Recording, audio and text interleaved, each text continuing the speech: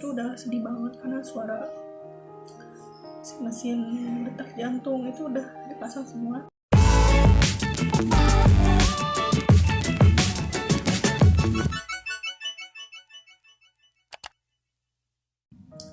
Halo, assalamualaikum warahmatullahi wabarakatuh. Nama saya Lastri Maselina dan saya ibu pre. Ini adalah orang tua dengan bayi prematur. Waktu lahir anak saya Satrio Nugroho itu lahir hanya dengan berat 1650 gram. Itu nggak sampai 2 kilo dan dia termasuk dalam bayi dengan berat lahir kan. Saya waktu dia lahir itu sangat galau.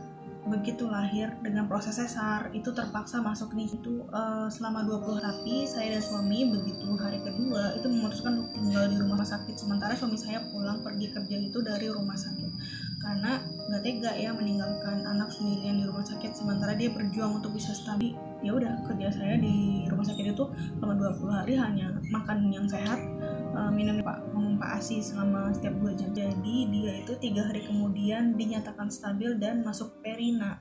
Jadi setelah di perina itu kondisinya stabil tapi sayangnya beratnya malah turun. Jadi yang tadinya 16,5 jadi 1,4. Ya sudah, saya banyak-banyak berdoa di rumah sakit.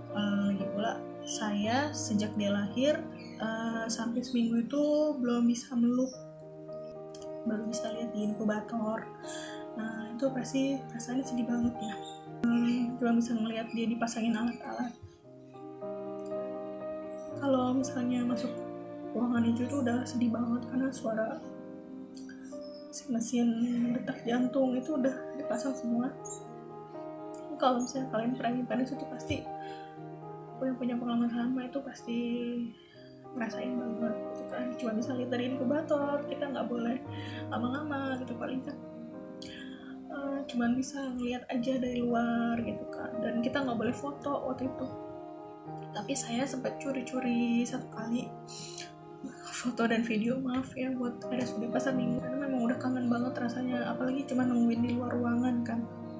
Kita masuk ruangan cuma buat ngasih popar, mau nggak mau ASI saya belum keluar sama sekali sampai 3 hari, jadi akhirnya dipompa potrum juga cuman ya ngebasahin pantat botol lah.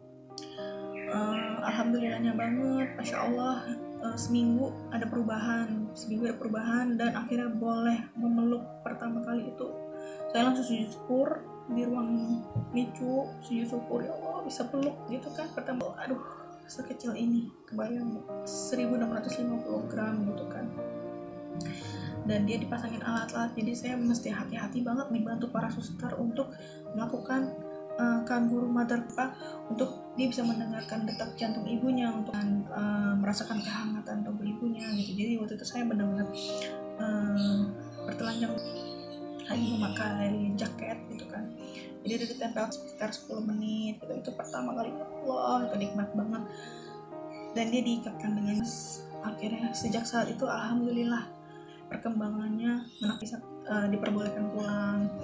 Rumah sakit menekankan untuk jangan sampai dia hipotermia. Kenapa? Karena bayi prematur memiliki kulit yang jauh lebih tipis dibandingkan bayi. Itu benar-benar dijaga banget gitu. Buat preemie parents pasti masalah yang paling sering dihadapi adalah sulitnya menaikkan berat badan. Kebetulan pas lagi ngobrol anaknya bangunnya habis bobo siang gitu kan, masih ngantuk. Jadi problema preemie parents itu satu adalah menaikkan berat badan. Itu susah. Kalau misalnya berdasarkan pengalaman saya adalah sering-sering di kangguru mother care, bisa dicek caranya yang benar itu seperti apa, bisa di Google aja seperti apa. Terus kedua adalah memastikan dia jangan nangis, jangan biarkan dia nangis lama-lama. Kenapa? Karena dengan nangis 10% berat badannya akan berkurang. 3 itu jangan biarkan anak bayi. Yang ketiga itu jangan biarkan dia kaget. Kalau misalnya kaget pasti ada perubahan berat badan gitu kan.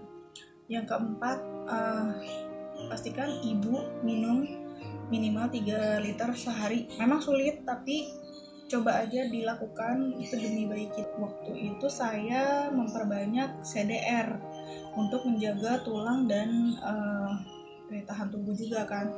untungnya tulangnya dia tuh termasuk kuat gitu kalau yang menurut meskipun dia badannya kecil tapi tulangnya kuat, itu aja sih.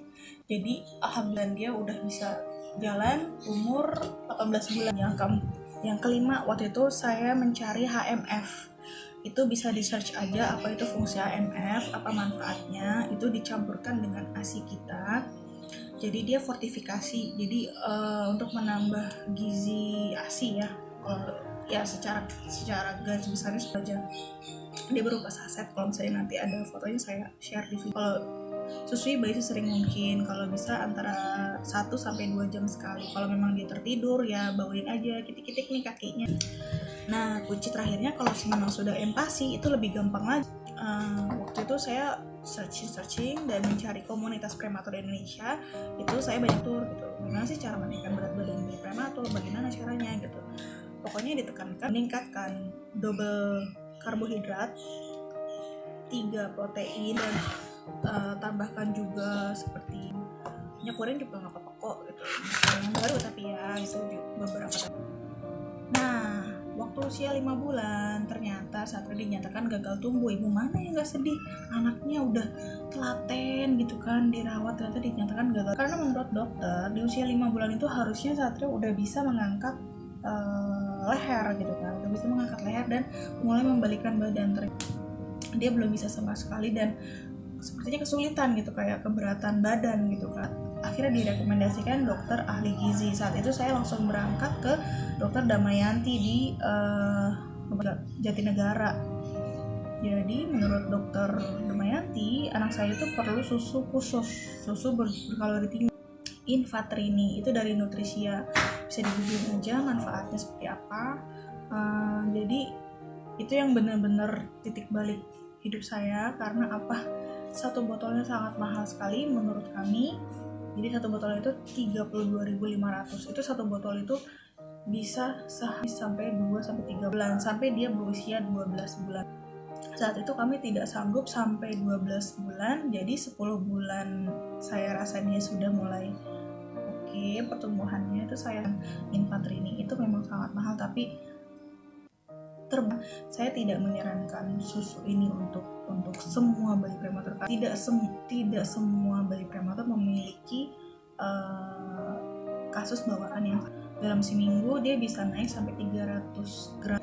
Kalau memang teman-teman sanggup untuk bisa membelinya, silakan dilanjutkan sampai dia berusia 12. Ada susu lanjutannya yaitu Nutrini Drink, itu bisa dikonsumsi sampai dia usia 12. Itu sangat baik sekali untuk pertumbuhan dan berat badannya ya. Jadi antara makan dan susu itu udah pasti pertumbuhannya baik. Oh ya, pernah ada yang nanya nih sama saya gitu, punya bayi prematur tuh mahal apa enggak sih, sampai setidak sensitifnya gitu nanyanya kan. Saya jawab iya, dan sebelum Satrio lahir suami sudah mengurus BPJS. Jadi begitu Satrio lahir dan masuk NICU selama 20 hari itu ditanggung oleh BPJS. Saya begitu keluar membayar biaya satupun.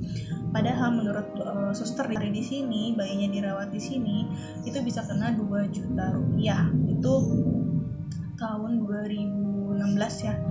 Itu belum termasuk biaya obat, biaya visit dokter, dan biaya jutaan bisa 60-80 juta keluar kalau memang tidak di cover oleh BPJS. Dan menurut pengalaman teman saya sendiri, dia terpaksa menjual sampai 100 harian lebih gitu kan. Jadi dia terpaksa menjual rumahnya untuk membiayai pengobatan di rumah sakit. Tapi alhamdulillah sekarang anaknya sudah bersekolah dan sudah bisa mengikuti pelajaran dengan baik, sudah sehat, jadi semuanya sudah terbaik.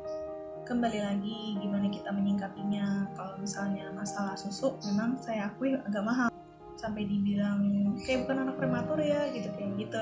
Jadi ya alhamdulillah. Untuk yang ingin lebih tahu permasalahan prematuritas, atau teman-teman memiliki anak prematur, atau saudaranya atau tetangganya memiliki anak prematur, silakan bergabung dengan komunitas prematur Indonesia. Jadi waktu pertama kali saya join itu saya searching di Facebook, itu di search aja prematur Indonesia. Di Instagramnya juga ada. Adminnya sangat membantu sekali apa saja yang perlu kita ketahui dalam merawat bayi prematur gitu kan. Karena kasus bawaan bayi prematur itu tidak akhirnya mengalami kebutaan karena mengalami hidrosefalus, silakan aja bergabung karena memang komunitas ini sangat terbuka sekali. Dan saya mau mengucapkan selamat ulang tahun kepada komunitas prematur Indonesia yang sudah 5 tahun mendukung Preemie Parents di Indonesia. Sekali lagi, komunitas ini dibentuk oleh Dr. Agung Setio yang memiliki anak prematur yang waktu lahirnya hanya seberat 600 gram. Kebayang nggak 600? Dan sekarang sudah bersekolah, sudah hidup sehat dan sekolah dan sudah punya adik. Senang. Dan beberapa member juga ternyata seorang dokter yang seorang preemie parents. Jadi ya bisa sharing banyak hal. Segitu dulu video sharing dari saya. Dan kalau ternyata memang teman-teman memiliki anak prematur, yang pertama jangan panik, jangan khawatir, gali informasi. Dunia sudah terbuka untuk kita bisa cari info apapun yang kita mau gitu kan. Memang maaf tidak semua dokter memiliki ilmu kelanjutan untuk prematuritas. Jadi kalau memang dokter tidak menyarankan untuk tes ROP, kita yang harus maju, kita yang harus gencar meminta dokter kapan saya periksa mata. Kenapa? Karena bayi prematur itu organnya belum matang.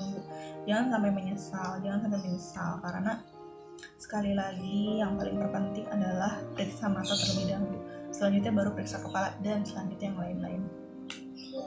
Terima kasih banyak yang sudah menonton. Kalau memang ada yang mau ditanyakan, silakan tanyakan di kolom komentar. Kalau memang ada yang mau di-sharing sama saya juga, berbagi sama saya, tanya sama saya, silakan. Saya terbuka sama sekali. Silakan langsung di kolom komentar. Terima kasih. Sampai jumpa lagi.